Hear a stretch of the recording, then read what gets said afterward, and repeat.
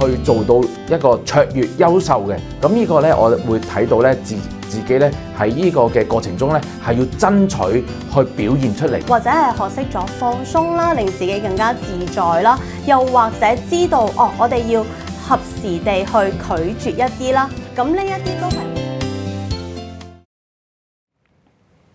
有時翻工嘅時候咧，難免就會遇到神隊友。咁點解會叫佢做神隊友呢？因為呢個時候，無論你嘅頭銜係啲咩啦，你嘅權力係啲咩啦，可能都真係奈佢唔何啊！冇錯啊！要喺職場上面脫穎而出嘅話咧，光係靠頭銜咧係唔夠噶。你需要咧具備足夠嘅影響力，等大家咧可以願意接受你嘅建議啦，同埋追隨你嘅行動喎。咁如果翻緊工嘅時候遇到成為非正式領導者嘅機會，咁到底應該把握好啊，定係拒絕好呢？咁不如一齊聽聽今集嘅職場先知啦。咁啊，請嚟兩位嘅嘉賓啦，咁聽下佢哋嘅分享啦。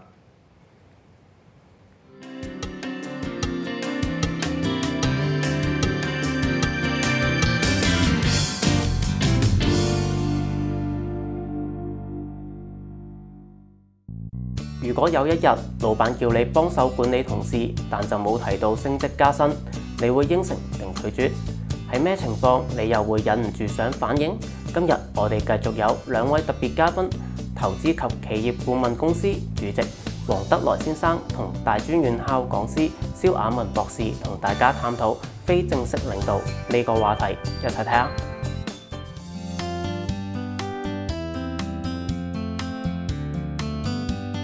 咁我自己咧就聽到過一個咁樣嘅故事嘅。咁嗰個故事咧就係咧有個經理，咁佢就辭咗職啦。跟住咧咁有個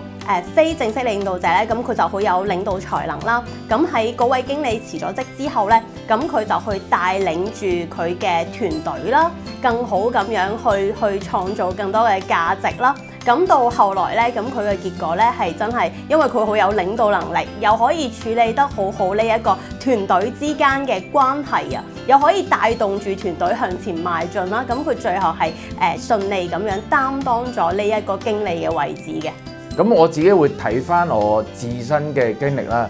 咁曾經咧就係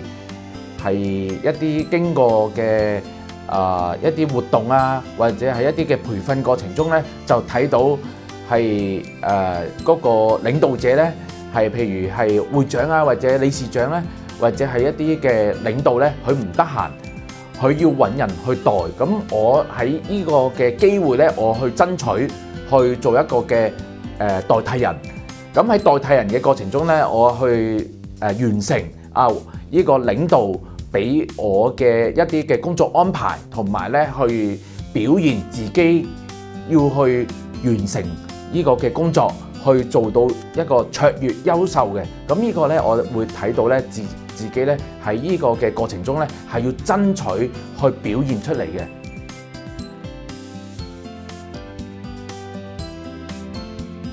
咁呢一個就係我哋點樣去平衡過大嘅壓力啦，呢一啲就係取決於我哋嘅心態。咁所以就係我哋喺呢一個壓力啦，呢一啲迷茫啦，或者呢一啲過度負荷嘅工作量入邊，等我哋學識咗啲乜嘢，或者係學識咗放鬆啦，令自己更加自在啦，又或者知道我哋要合時地去拒絕一啲啦。咁呢一啲都係我哋透過每一次去面對嘅壓力啦，或者困境入邊，我哋所需要學習嘅嘢，等自己更好咁向前邁進。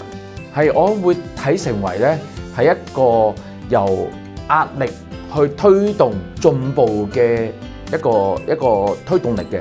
因為我哋喺市場上或者喺一個競爭上，一定咧係會遇到係強者，同埋會遇到咧係一啲挫折啊、失敗，唔緊要嘅。我哋每一次嘅挫折同埋失敗，都係推動你係向前邁進一步，同埋向成功邁進一步嘅。所以唔好怕失敗，勇於嘗試，機會係一定留翻俾你嘅。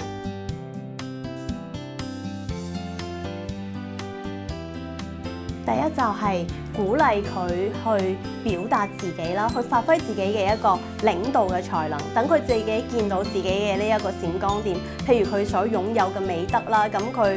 好善於去帶領住團隊啦，好善於咁樣去擔當啦。咁呢啲都係一啲好好嘅品德嚟㗎嘛。另外一個面向就係佢點樣同同事之之間去做一個合理嘅一個溝通啦，同埋表達，等大家都可以好和諧地去相處嘅同時，又可以帶領住成個團隊一齊去向同一個目標去前進嘅。面對緊呢個情況下咧，我哋可以係去學習啦，同埋咧去請教多啲嘅前輩啊，同埋咧就要係實踐，因為每一次嘅實踐咧都係會令到你成長嘅機會，係由俾有準備嘅人啦，同埋咧行動係會創造到結果出嚟嘅，所以唔好怕蝕底，去虛心學習，行動多啲，你嘅能力係自然就會提升上嚟嘅。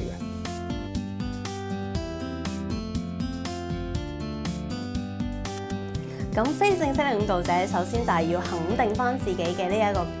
價值啦，同埋意義啦，同埋自己嘅呢一個領導嘅才能啦。跟住落嚟就係耐心地等待，因為機會總係留俾有準備嘅人嘅。我會睇法就係非正式領導者咧係未來嘅領導，當下一次有機會去發揮，你裝備好呢個領導者就係你啦。當公司安排員工成為非正式領導者嘅時候，應該要設立清晰嘅期望同提供指導，咁樣先可以令團隊持續成長，公司走得越嚟越遠。多謝兩位嘉賓今日嘅分享，我哋下期職場先知節目再見，拜拜。